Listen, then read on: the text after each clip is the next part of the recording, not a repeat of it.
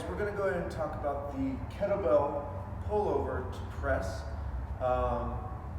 This movement incorporates a lot of opening, upper body opening, and some activation work as well, so it's great for an accessory type finisher.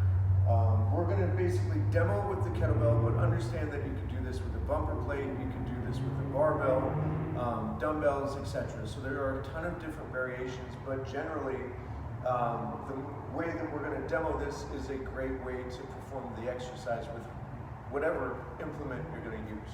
So let's go ahead and get right into it. With the kettlebell specifically, because we're doing this pullover action, we want to make sure that we grip the bell bottoms up by the horns, right?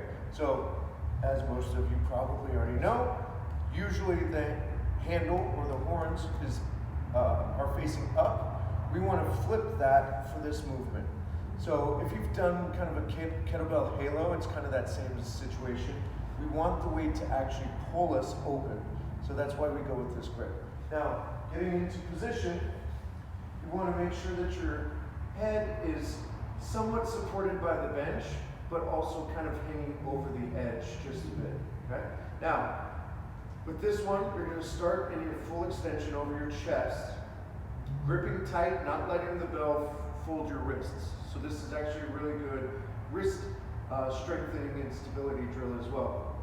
But we bring it down, we hover just above the chest, we pull over, really let that weight stretch you open a bit, pull back to the hovering position, press back to extension. Lower, open, pull, press. Okay?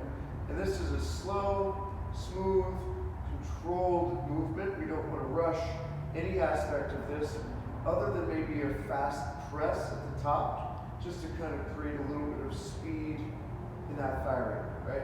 But we keep everything else pretty methodical and smooth. Pull, press. And so that's going to be the movement that we're going to implement in today's workout. Make sure you start with a lighter kettlebell. Get used to the movement. Make sure it feels okay on the shoulders, the back, etc. And I say the back because sometimes that pullover position, if we're limited through our chest and lats, might cause some lower back hyperextension. And you saw me with my feet elevated on these bumper plates. That typically takes care of it. You can also just put your feet up on the bench